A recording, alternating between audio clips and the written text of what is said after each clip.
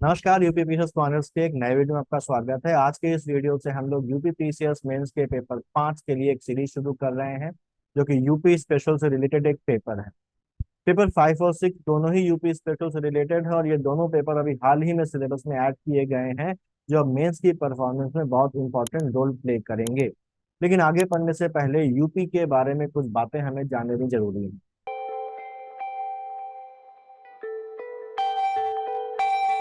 उत्तर प्रदेश जो है वो नॉर्दर्न इंडिया में एक स्टेट है, जिसकी जो आबादी है वो 241 मिलियन है। और ये इंडिया की सबसे ज्यादा पॉपुलस स्टेट है। और अगर हम बात करें, अगर यूपी एक देश होता, स्टेट ना होकर एक देश होता, तो दुनिया की चौथी सबसे ज्यादा आबादी वाला एक देश होता, चाइना, यूएसए, इंडोनेशिया और पाकिस्तान के बाद। इंडिया की टोटल पॉपुलेशन का 16.5% पॉपुलेशन यूपी में रहती है। 1950 यानी कि 24 जनवरी 1950 को उत्तर प्रदेश का एस्टैब्लिशमेंट हुआ था, उसका नाम उत्तर प्रदेश रखा गया था और उसके पहले उसे यूनाइटेड प्रोविंस के नाम से जाना जाता था। ये इंडिया की चौथी लार्जेस्ट स्टेट है एरिया वाइज। इसकी जो इकोनॉमी है वो इंडिया की थर्ड लार्जेस्ट इकोनॉमी है, यानी कि इंडिया की स्टेट्स में तीसरा नंबर इसका आता है इकोनॉमी वाइज।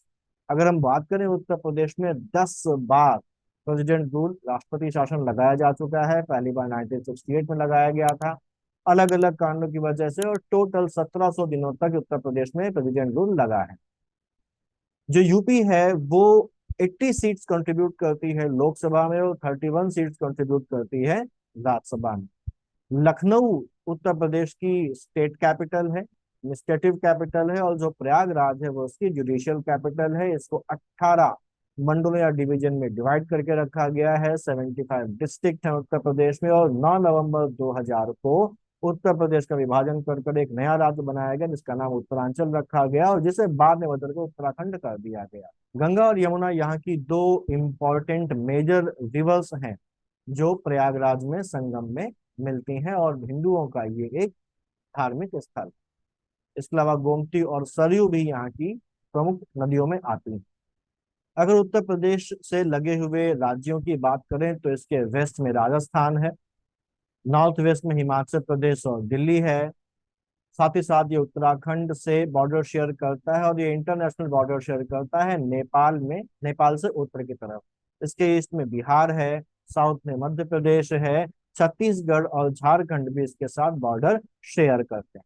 GS5 का जो पहला यूनिट है वो उत्तर प्रदेश की हिस्ट्री से रिलेटेड है, उत्तर प्रदेश के कल्चर से रिलेटेड है। तो अगर हम उत्तर प्रदेश की हिस्ट्री को देखें तो ये इंडिया की वो स्टेट है जिसकी हिस्ट्री हजारों सालों पुरानी है, और यहाँ पर 85,000 से 73,000 साल पहले के मानव के निवास के साक्ष्य मिले हैं। प्राचीन इतिहास को लिपि के आधार पर मुख्यतः 3 भागों में बांटकर पढ़ा जाता है। जैसे पहला है प्रागैतिहासिक काल, यानी कि वो काल जब कोई लिपि थी ही नहीं। आद्य ऐतिहासिक काल यानी कि प्रोटो हिस्टोरिक पीरियड, यानी कि वो काल जब लिपि तो थी पर उसे अभी तक पढ़ा नहीं जा सका, जिसमें हमारे पास सिंधु घाटी की सभ्यता का काल आता है। ऐतिहासिक काल उस काल को कहते हैं जिस काल की लिपि को पढ़ा जा सका है और जिस काल की लिपि या जिस काल का इतिहास लिखित रूप में उपलब्ध है। प्रागैतिहासिक काल को भी पुरा पाषाण काल, मध्य पाषाण काल और नव पाषाण काल में बांटा गया है। पुरा पाषाण काल मतलब पैलोलिथिक पीरियड, मध्य पाषाण काल मतलब मेजोलिथिक पीरियड, और नव पाषाण काल यानी कि नियोलिथिक पीरियड। अब प्रागैतिहासिक काल को जब इन 3 भागों में बांटा गया तो उसके बाद 1870 में एडवर्ड लार्टेट ने पूरा पाषाण काल यानी कि पैलियोलिथिक पीरियड को भी 3 पार्ट्स में क्लासिफाई किया। निम्न पुरा पाषाण काल यानी कि लोअर पैलियोलिथिक एज, मध्य पुरा पाषाण काल यानी कि मिडिल पैलियोलिथिक एज, और उच्च पुरा पाषाण काल यानी कि अपर पैलियोलिथिक एज। अगर हम पुरा पाषाण काल की बात करें तो पुरा पाषाण काल में मानव जंगलों में, नदियों के किनारे और गुफाओं में रहा करता था, पत्थर के औजार और हथियार प्रयोग करता था, और इस काल का मानव बेसिकली हंटर और गैदरर था। उत्तर प्रदेश में इस काल के तीनों चरणों के स्थल मिले हैं, जो ये बताते हैं कि उत्तर प्रदेश का इतिहास मानव के खुद के इतिहास जितना ही पुराना है।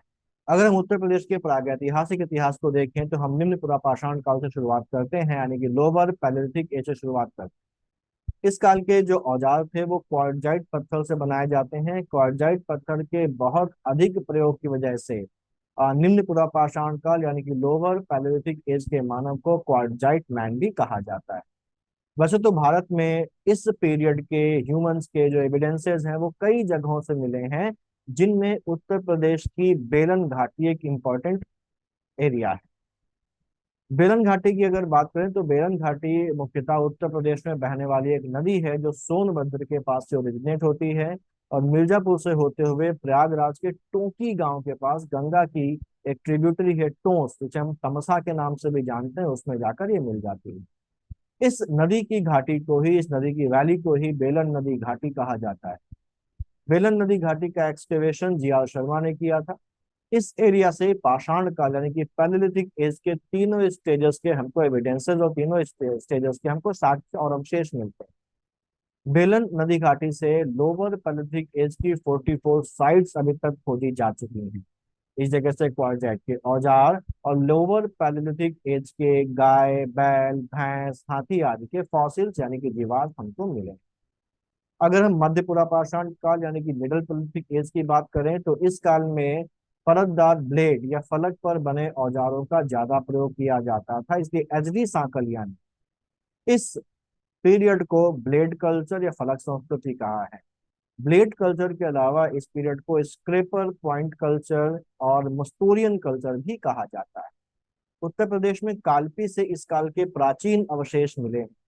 यहाँ से हाथी, घोड़े और गाय की हड्डियों के अवशेष के साथ ही यहाँ से पत्थर के और हड्डियों के मिडल पैलेलिथिक एज के हथियार, उपकरण, औजार एक साथ पाए गए। कालपी से ये जो हमको एविडेंसेस मिले हैं, ये जो अवशेष मिले हैं, ये लगभग 45,000 साल पुराने। कालपी के अलावा उत्तर प्रदेश में बेलन घाटी, चकिया और सिंगरौली से भी मिडल पैलेलिथिक एज के हमको एविडेंसेस मिले। बेलन घाटी से ही में एक नई खोज हुई जिसमें इंडियन सब कॉन्टिनेंट में आग के प्रयोग का सबसे पुराना प्रमाण मिला है, जो मिडल पैलेलिथिक एज से रिलेटेड। वैसे अगर देखा जाए तो दुनिया में आग का सबसे पुराना जो एविडेंस है आग के यूज का, वो हमें केन्या से मिला है। और इंडिया सब कॉन्टिनेंट में कहाँ से मिला है? बेलन घाटी से मिला है। अब बात करते हैं उच्च पुरापाषाण यानी कि अपर पैलेलिथिक एज की। इस पीरियड के जो औजार होते थे वो तेज धार वाले होते थे, इस कारण इस कल्चर को उच्च पुरापाषाण काल यानी कि अपर पैलेलिथिक कल्चर को ब्लेड ब्यूरिन कल्चर कहा जाता है। इसे चाकू संस्कृति भी कहा जाता है। इसके अलावा इस अपर पैलेलिथिक पीरियड के या इस कल्चर की जो लास्ट स्टेज है उसको मेगडेलियन संस्कृति या मेगडेलियन कल्चर का नाम भी दिया जाता है। उत्तर प्रदेश की बेलन घाटी के मिर्जापुर से भारत में सबसे पहले अपर पैलेलिथिक एज के एविडेंसेस मिलने शुरू हुए। बेलन घाटी में ही एक जगह है जिसका नाम है लोहंडा नाला। यहाँ से दुनिया की सबसे पुरानी हड्डी की बनी हुई मदर मदर गॉडेस या मातृ देवी की मूर्ति मिली। बेलन घाटी उत्तर प्रदेश का एक ऐसा प्री हिस्टोरिक साइट है जहाँ से पूरा पाषाण काल से लेकर नव पाषाण काल यानी कि नियोलिथिक एज तक के एविडेंसेस हमको मिले हैं। इसलिए एचडी सांकलिया ने इस जगह को, बेलन घाटी को, प्री हिस्टोरिक पीरियड की टेक्स्ट बुक कहा है और डीपी अग्रवाल ने इसे सोने की खान कहा है। किसे कहा है? बेलन घाटी को कहा है। अब मध्य पाषाण काल यानी कि मेजोलिथिक एज की बात कर लेते हैं। पुरा पाषाण काल के खत्म होने के साथ ही धरती पर प्लीस्टोसीन एरा भी खत्म हो गया। प्लीस्टोसीन एरा वो एरा था जब धरती बहुत ठंडी थी, इसको ग्लेशियल एज या हिमयुग के नाम से भी जाना जाता है। और जैसे ही पुरा पाषाण काल खत्म होता है तो प्लीस्टोसीन एरा भी अपने अंत पर आ जाता है और एक नए होलोसीन एरा की शुरुआत होती है। होलोसीन एरा की शुरुआत के साथ ही साथ मिजोलिथिक यानी कि मध्य पाषाण काल भी शुरू हो जाता है। प्लीस्टोसीन एज में जैसे जलवायु ठंडी थी, वहीं होलोसीन युग में, होलोसीन एज में जलवायु गर्म हो गई और मानव जीवन के अनुकूल हो गई। अब इस पीरियड में मानवों ने, ह्यूमंस ने पशुओं को डोमेस्टिकेट करना शुरू किया, पशुओं को पालतू बनाना शुरू किया, घरों का निर्माण शुरू हो गया, जिसके प्रमाण हमको उत्तर प्रदेश के ही सराय नाहर राय से मिलते हैं। इस काल में उपकरणों में भी परिवर्तन आया। जो औजार इंसान यूज करता था, ह्यूमंस यूज करते थे, उसमें भी चेंजेस आए। ह्यूमंस ने, मानवों ने बहुत छोटे आकार के उपकरण प्रयोग करने शुरू कर दिए। ये जो उपकरण होते थे इनका आकार 1 सेंटीमीटर से 8 सेंटीमीटर के आसपास रहता था और इन्हें माइक्रोलिथ कहा जाता है। माइक्रो मतलब छोटा और लिथ मतलब पत्थर। तो बहुत छोटे पत्थरों के औजार यहाँ पर थे जिन्हें माइक्रोलिथ कहा गया। इसके साथ ही इस काल के मानव ने बर्तन बनाना और उनका उपयोग शुरू कर दिया। ये बर्तन मिट्टी के बने होते थे और इन्हें हाथ से बनाया जाता था। दुनिया की इस पहली हैंडमेड पॉटरी यानी कि हस्त निर्मित मृदभांड का एविडेंस हमें अपने उत्तर प्रदेश के ही चोपनी मांडो से मिलता है।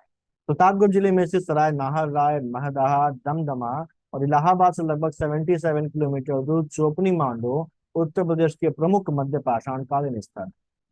सराय नाहर राय उत्तर प्रदेश के प्रतापगढ़ जिले में स्थित है और इसकी खोज के सी ओझा ने की। ये जो साइट है सराय नाहर राय की, एक सूख चुकी ऑक्सबो लेक या गोकुल झील के किनारे स्थित है। यहाँ से हमें मेसोलिथिक एज के सूक्ष्म पाषाण उपकरण यानी कि माइक्रोलिथ मिले हैं। इसके अलावा यहाँ से 14 कब्रें यानी कि 14 शवादान भी मिले हैं, जिनमें से 9 पुरुषों की कब्रें हैं, 4 महिलाओं की कब्रें हैं और एक बच्चे की कब्र मिली है। यहाँ पर एक ऐसा कंकाल भी मिला है इन कब्रों में से जिसके सीने में एक तीर धंसा हुआ है, और एक कब्र ऐसी भी मिली है जिसमें 4 लोगों को एक साथ दफनाया गया था। महदहा भी प्रतापगढ़ जिले में है और सराय नाहर राय की तरह महदहा भी एक गोकुल झील यानी कि ऑक्सबो लेक के किनारे बसा हुआ था। यहाँ से हमें बूचड़ खाने यानी कि स्लॉटर हाउस और गड्ढों में बने हुए चूल्हों के साक्ष्य मिले, गल्प चूल्हों के साक्ष्य मिले। मदाहा से ही सिलवट्टे और अनाज पीसने की चक्की के एविडेंसेस मिले हैं। इस साइट से हमें 28 कब्रें मिली हैं, जिनमें से 2 कब्रों में एक महिला और एक पुरुष को साथ में दफनाया गया है, यानी कि 28 कब्रों से 30 कंकाल हमें यहाँ पर मिले। दमदमा भी प्रतापगढ़ जिले में स्थित है। यहाँ से हड्डी और सींग के बने औजार मिले हैं, अंगीठी मिली है, जले हुए जंगली अनाज और आग से पकाई गई फर्श के एविडेंसेस भी हमको दमदमा से मिले। इसके अलावा दमदमा से 41 कब्रें या शवाधान भी मिले हैं, जिनमें से 5 कब्रों में महिला और पुरुषों को एक साथ दफनाया गया है। एक कब्र में 3 व्यक्तियों को एक साथ दफनाया गया है। इन तीनों ही जगहों से मिली कब्रों में लोगों को लिटा कर दफनाया गया है। कब्रों से मिलने वाले सामान के आधार पर यह माना गया है कि यहाँ पर सामाजिक विभाजन या सोशल डिवीजन की शुरुआत हो चुकी थी। दमदमा में वैसे तो सभी कब्रें ईस्ट वेस्ट डायरेक्शन में यानी कि पूर्व पश्चिम दिशा में बनी हुई हैं, लेकिन एक कब्र ऐसी भी दमदमा से हमें मिली है जिसमें पुरुष का सिर उत्तर की तरफ है और महिला का सिर दक्षिण की तरफ है।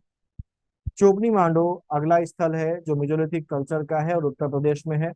ये स्थल बेलन नदी घाटी में प्रयागराज से लगभग 77 किलोमीटर दूर स्थित है। इसकी जो खोज है वो बीबी मिश्रा ने की थी और इसका जो एक्सकेवेशन है वो जीडी शर्मा ने किया था। प्रयागराज के चोपनी मांडो से हमको ह्यूमन जो रिहाइशें हैं, मानव बस्तियां हैं, उनके साक्ष्य मिले हैं। यहाँ से गोल और अंडाकार झोपड़ियों और बांस और मिट्टी की बनी कोठरियों के साक्ष्य मिले। झोपड़ियों के बाहर से अंगीठियों के एविडेंस भी पाए गए। मध्य पाषाण काल से हमको शैल चित्र भी मिलने शुरू हो जाते हैं और दुनिया का जो पहला शैल चित्र है वो उत्तर प्रदेश में ही खोजा गया था 1867-68। इसकी खोज एसीएस कार्लाइल और जे कॉकबर्न ने मिर्जापुर की कैमूर पहाड़ियों में से सोहारी घाट से की थी। इसके अलावा उत्तर प्रदेश में सोनभद्र के लेखनिया से भी हमको इस पीरियड के जो केव पेंटिंग्स हैं, रॉक पेंटिंग्स हैं या शैल चित्र हैं वो मिले। नियोलिथिक एज में आग की खोज की जा चुकी थी और कृषि की शुरुआत हो गई थी। इसके अलावा मानव ने ह्यूमंस ने रहने के लिए स्थायी बस्तियों या गांवों का विकास कर दिया था। अब यहाँ पर ध्यान देने वाली बात है कि मकान या घर या झोपड़ियों का जो निर्माण है वो तो मेसोलिथिक एज से शुरू हो गया था, लेकिन बस्तियां बसनी नहीं शुरू हुई थी। जो बस्तियां या गांव बसने शुरू हुए वो कब से शुरू हुए हैं? वो नवपाषाण काल से बसने शुरू हुए हैं, क्योंकि यहाँ से मानव ने अपना निवास स्थायी करना शुरू कर लिया, क्योंकि अब उसने खेती की शुरुआत भी कर दी थी। ये जो शब्द है नवपाषाण काल या न्यूलिथिक, इस शब्द का सबसे पहला उपयोग जो किया था वो जॉन लुबॉक ने किया था अपनी किताब प्री हिस्टोरिक टाइम्स में। इस पीरियड में क्योंकि मैंने कहा कि खेती की शुरुआत हो चुकी थी, तो मानव जो था वो हंटर और गैदरर से फार्मर के रोल में आ गया था। उसने खाने को पकाकर खाना शुरू कर दिया था और एक जगह पर रहना भी उसने शुरू कर दिया था। तो यहाँ पर मानव के जीवन में एक बहुत बड़ा चेंज आता है, इसलिए इस पीरियड को नवपाषाण क्रांति या नियोलिथिक रिवॉल्यूशन भी कहा जाता है। मानव अब कृषि करके अन्न उपजाने लगा था, इसलिए इसे अन्न उत्पादक संस्कृति भी कहा जाता है। नियोलिथिक कल्चर को अन्न उत्पादक संस्कृति भी कहा जाता है। क्यों कहा जाता है मैंने बताया अभी, क्योंकि अब वो खेती करके खुद अन्न उपजाने लगा। इस काल के जो पत्थर के उपकरण थे वो अब और ज्यादा बेहतर हो गए थे, उन पर पॉलिश की जाने लगी थी और वो चमकीले हो गए। भारत में जो पहली नव पाषाण यानी कि जो नियोलिथिक साइट है वो 1860 में 1860 में लेमन सूरियर ने खोजी थी। और ये साइट उन्होंने प्रयागराज में टोंस, जिसे तमसा नदी भी कहा जाता है, उसकी घाटी से नियोलिथिक एज के जो पॉलिश्ड पत्थर के उपकरण है, औजार है, उनको ढूंढकर की। इसके बाद बुंदेलखंड से थियोबोल्ट ने भी नियोलिथिक एज की कुल्हाड़ी की खोज की थी। इस पीरियड के इंपॉर्टेंट साइट जो यूपी से रिलेटेड है उनको देखते हैं। पहला है हमारा कोलडीवा। कोलडीवा बेलन नदी घाटी में प्रयागराज में स्थित स्थल है। यहाँ से नवपाषाण काल में धान की खेती के प्रमाण मिले हैं, जो 6500 बीसी के। वैसे लहुरा देव से भी चावल के साक्ष्य हमको मिले हैं जो 9000 वर्ष पुराने। तो ये लौहरा देव वाली खोज नई है और इसको भी मान्यता मिलनी शुरू हो गई है। तो अभी तक ये माना जाता था कि धान के सबसे पुराने जो एविडेंसेस हैं वो मिले हैं हमको कोल्डिहेवा से, लेकिन अब ये माना जाने लगा है कि धान के सबसे पुराने एविडेंसेस, चावल के सबसे पुराने एविडेंसेस लौहरा देव से मिले हैं। जाहिर सी बात है 9000 बीसी के हैं वो, तो ये कोल्डिवा से पुराने हैं। कोल्डिवा से हमें 3 प्रकार के हैंडमेड पॉटरी मिली है, हस्त निर्मित भांड मिले हैं, सादे, रंगीन और लाल काले गदभांड। 3 प्रकार के सादे मिले हैं, रंगीन मिले हैं और लाल काले यानी कि रेड ब्लैक पॉटरी मिली। अगला जो साइट इस पीरियड का है यूपी में वो है लौहरा देव। ये बेसिकली संत कबीर नगर या बस्ती में स्थित है। यहाँ से हस्त निर्मित, हैंडमेड और चाक दोनों से ही बने हमको मृदभांड मिले हैं। इसके अलावा लौहरा देव से हमको चावल के एविडेंसेस मिले हैं, जिसके बारे में मैंने अभी बात की थी। महागढ़ा एक और नियोलिथिक एज का साइट है यूपी में, और ये भी बेलन नदी घाटी में स्थित है। इसकी अगर हम लोकेशन देखें तो ये इलाहाबाद की मेजा तहसील पड़ती है, वहां पर ये महागढ़ा है। यहाँ से हमें जानवरों का बाड़ा यानी कि पशु बाड़ा, जहाँ पर गाय वगैरह बांधी जाती रही होंगी, उसके अवशेष मिले हैं, तो इसे गौशाला के अवशेष भी कहा जा सकता है। इसके अलावा महागढ़ा से हमको 20 झोपड़ियों के अवशेष भी मिले हैं, जो नवपाषाण काल से रिलेटेड है, नियोलिथिक पीरियड से रिलेटेड है। इसके अलावा बेलन घाटी में ही चोपनी मांडो और गोरखपुर जिले के सुहगौरा और नरहन से भी हमको नियोलिथिक एज के एविडेंसेस मिले। तो ये आज हमने डिस्कस किया उत्तर प्रदेश का प्रागैतिहासिक इतिहास और उत्तर प्रदेश की वो साइट जो इस पीरियड से रिलेटेड है। अब इस पार्ट से सवाल कैसे बनेंगे, तो यहाँ पर मैं आपको कुछ सवाल दे रहा हूँ, आप उनको लिखने की प्रैक्टिस करिए। पहला क्वेश्चन है कि उत्तर प्रदेश की पाषाण कालीन संस्कृति का संक्षिप्त वर्णन करिए, यानी कि briefly describe the stone age culture of Uttar Pradesh. दूसरा सवाल है उत्तर प्रदेश के प्रमुख प्रागैतिहासिक स्थलों का वर्णन कीजिए, describe the major prehistoric sites of Uttar Pradesh. और तीसरा सवाल है उत्तर प्रदेश की बेलन घाटी को प्रागैतिहासिक काल की टेक्स्ट बुक क्यों कहा जाता है। वाइस बेलन valley of Uttar Pradesh called the text book of pre historic time. तो इन प्रश्नों के उत्तर लिखिए, कंसेप्ट समझिए और उन्हें कागज पर अप्लाई करिए। यही सफलता की कुंजी है। मिलते हैं अगले वीडियो में, तब तक पढ़ते रहिए और आगे बढ़ते रहिए।